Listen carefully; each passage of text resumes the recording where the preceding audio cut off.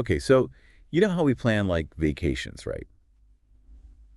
Down to like every last detail. Mm, We meal prep, we go all out planning work projects. yeah, But when was the last time we actually sat down and planned our life? right. Like the whole big picture. It's so true. It's like we focus on all these little timelines, but then the big one, our life's journey, that gets kind of pushed aside. Totally. And that's what I found so interesting about this deep dive that we're doing with this excerpt you shared from Life Plans, Designing Your Better Future. Yeah. The Habashis, Baha and Margaret, they have this great analogy in there about building a life. It's like building a house. Oh, absolutely. You need a blueprint. Yes.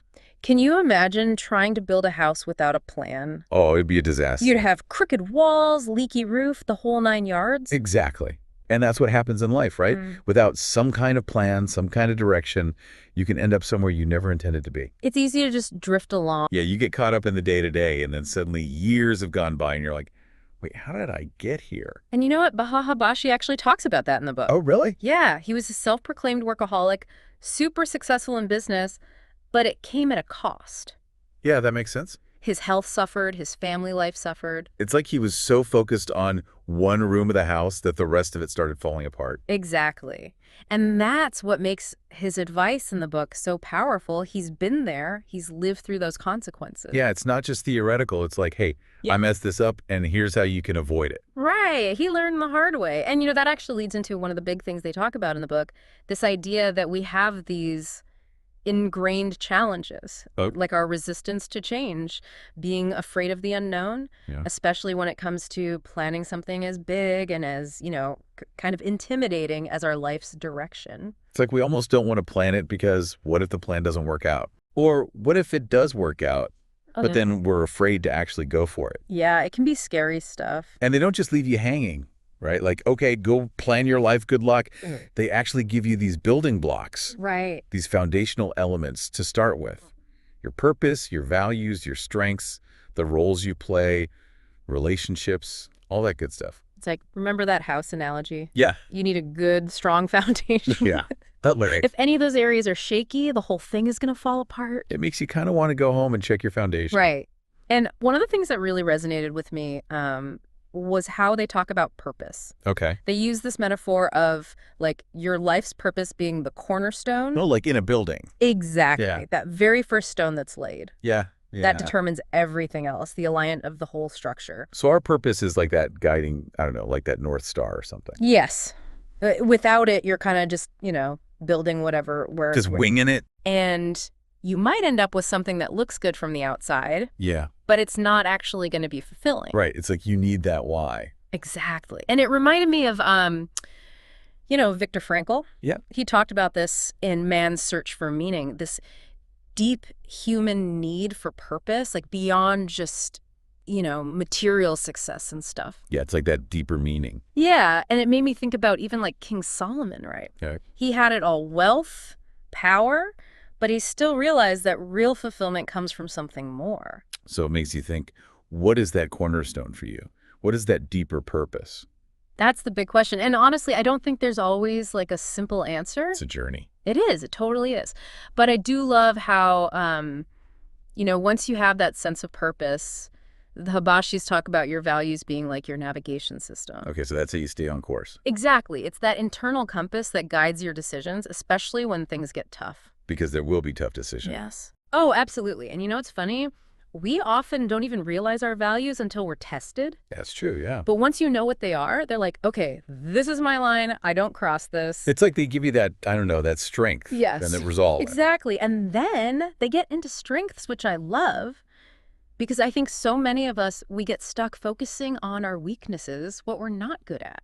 Instead of like, hey, what am I actually good at? What do I enjoy? Totally. And the book actually has this whole list of 34 strength themes. It's amazing. Oh, wow. Like a menu of strength. It's like, what kind of awesome are you? I love that. It's like they're giving you permission to embrace what makes you you. Exactly. And to really own it, Okay, so we've got our purpose, like our cornerstone, right? We figured out our values, our navigation system. We've got our strengths, like our, what did you call it?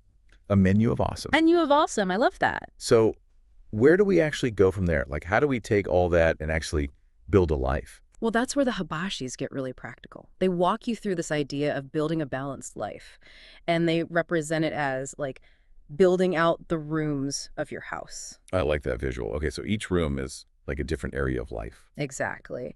They talk about the rooms of spiritual vitality, your Hmm. physical and mental well-being, emotional strength, your career, and, yep, even finances. So they're not just saying like, oh yeah, money is not important. They're saying it's like one of the rooms of your house, but not the whole house. Exactly. And I think that's what I appreciate about their approach. It's like you need all of these different elements working together for the whole structure to be, sound. So walk us through some of the key takeaways, like what should we be thinking about for each of these rooms? Okay, well, let's start with spiritual vitality. And, right away, people might think, oh, I'm not really a spiritual person, but it's not necessarily about religion. It's Mm. more about nurturing that connection to something bigger than yourself, whatever gives you that sense of meaning and purpose. Oh, I like that. It's like finding what feeds your soul. Exactly. Then you've got the room of physical and mental fitness. And I think this is where a lot of us, we know we should be exercising, we know we should be getting enough sleep, but it's so easy to let those things slide. For sure. But the Habashis are very clear about this. Those aren't just like little bonus points if you have time for them, they're essential. They actually call sleep and exercise the fuel that powers all your ambitions. That's a good way to put it. It's not about vanity. It's about having the energy to actually go after what you want in life. Totally.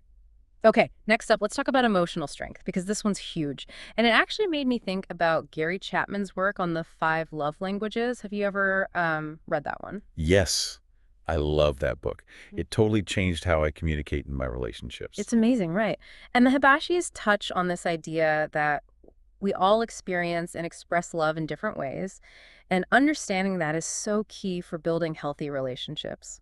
It's like once you know your own love language and the love language is the people you're close to, it's so much easier to actually, I don't know, feel loved and give love in a way that actually resonates. Absolutely. Okay, so we've talked about spiritual, physical, emotional. Let's move on to the career room. Okay, so this is a big one for a lot of people, It right? is, and the Habashi's take on it is really interesting. They're not just saying, like, find a job that pays the bills and call it a day.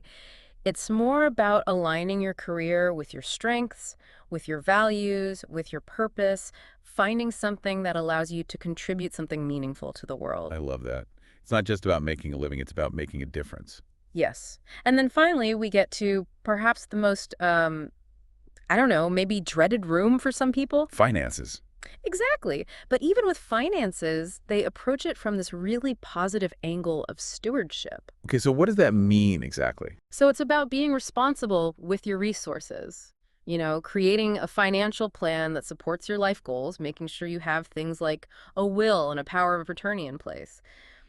But it's not about chasing riches just for the sake of it. It's more about having a healthy relationship with money, understanding how to use it as a tool to support the life you want to build. Exactly. And, I think what's so powerful about the way they present this whole house analogy is that it really drives home this idea that you need all of these rooms to be, in good shape for you to truly thrive. Right, you can't just focus on one and neglect the others, and that makes total sense, but how do you actually do it all?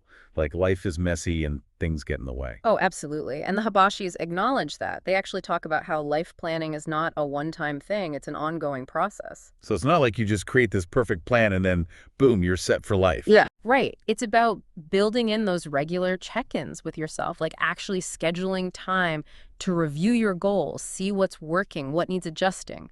They talk about weekly, quarterly, even yearly reviews. Oh, that's a lot of reviewing. It sounds like a lot, but they make it really doable. They even introduce some time management techniques like, Stephen Covey's quadrants for prioritizing tasks or batch processing to group similar tasks together. Okay, so they give you the tools and strategies to actually make it happen. They do. And they also talk about the importance of having support, surrounding yourself with people who can offer encouragement, who can hold you accountable. Again, accountability buddy. Exactly. Or even like a whole team of people, like your own personal board of directors cheering you on. So they've given us this blueprint, the tools, the support system. What's the final takeaway for our listeners as they embark on, designing their own better future? Yeah, what's that one thing we want them to walk away with? Well, the book provides a phenomenal framework. But what if you took it a step further? Imagine creating a vision board for your life. Like literally finding images that represent each room of your ideal life and putting them together in a way that's really visually engaging. It can be a powerful way to keep your goals front and center, a constant reminder of what you're building towards. I love that. It's like taking all this amazing information and actually bringing it to life. Exactly. And who knows, maybe in a few years, we'll have you back to talk about your own house, your own life that you've built. I would love that. Thanks for having me. This has been such a great conversation. It really has. This is definitely a deep dive I'm going to keep coming back to.